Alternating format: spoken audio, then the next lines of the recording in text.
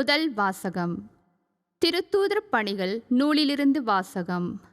அதிகாரம் 22 இறை வசனங்கள் 30, அதிகாரம் 23 இறை வசனங்கள் 6 முதல் 11 வரை. அந்நாள்களில் யூதர்கள் பவுல் மீது என்ன குற்றம் சுமத்துகிறார்கள் என்பதை உறுதியாக அறிய ஆயிரத்தவர் தலைவர் விரும்பினர். எனவே மறுநாள் தலைமை குருக்களும் தலைமை சங்கத்தினர் அனைவரும் கூடி வருமாறு அவர் ஆணை பிறப்பித்து பவுலை சிறையிலிருந்து கொண்டு வந்து அவர்கள் முன்னிறுத்தினார்கள். அவர்களுள் ஒரு பகுதியினர் சதுசேயர் என்றும் மறுபகுதியினர் பரிசேயர் என்றும் பவுல் அறிந்து, சகோதரரே, நான் ஒரு பரிசேயன், பரிசேய மரபில் பிறந்தவன், இறந்தோர் உயிர் தெழுவர் என்றும் எதிர்நோக்கின் பொருட்டு விசாரிக்கப்படுகிறேன் என்று தலைமை சங்கத்தின் முன் உரத்த குரலில் கூறினார். அவர் இப்படி சொன்னபோது பரிசேயருக்கும் சதுசேயருக்கும் இடையே வாக்குவாதம் எழுந்தது. எனவே அங்கு திரண்டிருந்தோர் இரண்டாக பிரிந்தனர். சதுசேய பிரிவினர் வானதூதரும் உயிர் தெழுதல், ஆவிகள் ஆகியனவும் இல்லை என்று கூறி வந்தனர். பரிசேயர் இவை அனைத்தையும் உண்டென ஏற்றுக்கொண்டனர். அங்கு பெருங்கூச்சல் எழுந்தது. பரிசேய பிரிவினை சேர்ந்து மறைநூல் அறிஞருள் சிலர் எழுந்து இவரிடம், தவறொன்றையும் காணோமே, வானதூதர் ஒருவரோ ஓர் ஆவியோ இவரோடு பேசியிருக்கலாம் அல்லவா என வாதாடினர். வாக்குவாதம் முற்றவே அவர்கள் பவுலை தெரிந்து விடுவர் என ஆயிரத்தவர் தலைவர் அஞ்சி படை வீரரை வரச் சொல்லி அவரை அவர்கள் நடுவிலிருந்து பிடித்து கோட்டைக்குள் கூட்டிக்கொண்டு செல்லுமாறு ஆணை பிறப்பித்தார். மறுநாள் இரவு ஆண்டவர் அவர் அருகில் நின்று, துணிவோடிரும், எருசலேமில் என்னை பற்றி சான்று பகர்ந்தது போல ரோமையிலும் நீர் சான்று பகர வேண்டும் என்றார். இது ஆண்டவர் வழங்கும் அருள்வாக்கு. புனித யோவான் எழுதிய பரிசுத்த நற்செய்தியிலிருந்து வாசகம். அதிகாரம் 17 திருவசனங்கள் 20 தொடங்கி 26 முடிய. அக்காலத்தில் இயேசு வானத்தை அண்ணார்ந்து பார்த்து வேண்டியது, தந்தையே, என் சீடர்களுக்காக மட்டும் நான் வேண்டவில்லை, அவர்களுடைய வார்த்தையின் வழியாக என்னிடம் நம்பிக்கை கொள்வோருக்காகவும் வேண்டுகின்றேன். எல்லாரும் ஒன்றாய் இருப்பார்களாக.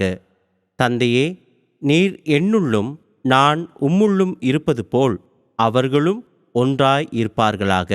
இதனால் நீரே என்னை அனுப்பினீர் என்று உலகம் நம்பும். நாம் ஒன்றாய் இருப்பது போல் அவர்களும் ஒன்றாய் இருக்குமாறு நீர் எனக்கு அருளிய மாட்சியை நான் அவர்களுக்கு அளித்தேன். இவ்வாறு நான் அவர்களுள்ளும் நீர் என்னுள்ளும் இருப்பதால் அவர்களும் முழுமையாய் ஒன்றித்திருப்பார்களாக. இதனால் நீரே என்னை அனுப்பினீர் எனவும், நீர் என் மீது அன்பு கொண்டுள்ளது போல் அவர்கள் மீதும் அன்பு கொண்டுள்ளீர் எனவும் உலகு அறிந்து கொள்ளும். தந்தையே, உலகம் தோன்றும் முன்பே நீர் என் மீது அன்பு கொண்டு எனக்கு மாட்சி அளித்தீர்.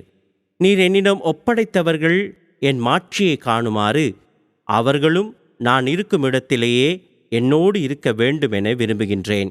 நீதியுள்ள தந்தையே, உலகு உம்மை அறியவில்லை, ஆனால் நான் உம்மை அறிந்துள்ளேன். நீரே என்னை அனுப்பினீர் என அவர்களும் அறிந்து கொண்டார்கள். நான் அவர்களோடு இணைந்திருக்கவும் நீர் என் மீது கொண்டிருந்த அன்பு அவர்கள் மீது இருக்கவும் உம்மை பற்றி அவர்களுக்கு அறிவித்தேன், இன்னும் அறிவிப்பேன். இது கிறிஸ்து வழங்கும் வாழ்வு தரும் நற்செய்தி. அன்பார்ந்தவர்களே, இன்று மே மாதம் 16ஆம் தேதி வியாழக்கிழமை. நற்செய்தியில் இயேசு பின்வருமாறு கூறுகின்றார்.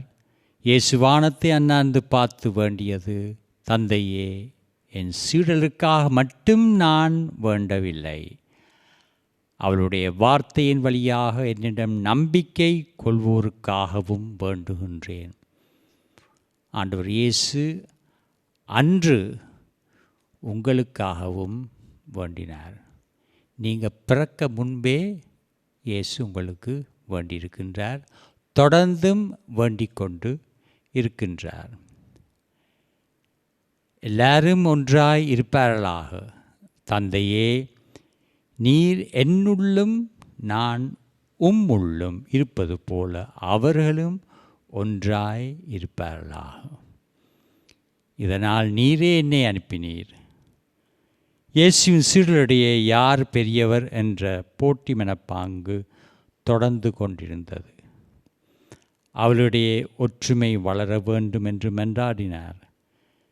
அந்த ஒற்றுமையான வாழ்வு முறையே இயேசுவுக்கான சான்று என்று உறுதிப்படுத்தினார். அவரும் தந்தையும் ஒன்றாயிருப்பதே அவர் சமூகத்தாருக்கான ஒற்றுமையின் எடுத்துக்காட்டு. அப்போ அன்று நான் முன்பு கூறியவாறு சீடலுக்கு மட்டுமல்ல உங்களுக்காகவும் மன்றாடினார். அந்த மன்றாட்டு தொடர்ந்தும் அவர் மன்றாடி கொண்டிருக்கின்றார். நாங்களும் மன்றாட கடமைப்பட்டிருக்கின்றோம். விசேஷமாக குடும்பத்தில் நாங்கள் ஒரு கொஞ்ச நேரம் என்றாலும் ஒன்றாக சேர்ந்து செபிக்கின்றோமா? வார்த்தையை நாங்கள் வாசிக்கின்றோமோ? சிந்தித்தல், தியானம் இதெல்லாம் வீட்டில் ஆரம்பமாகும்.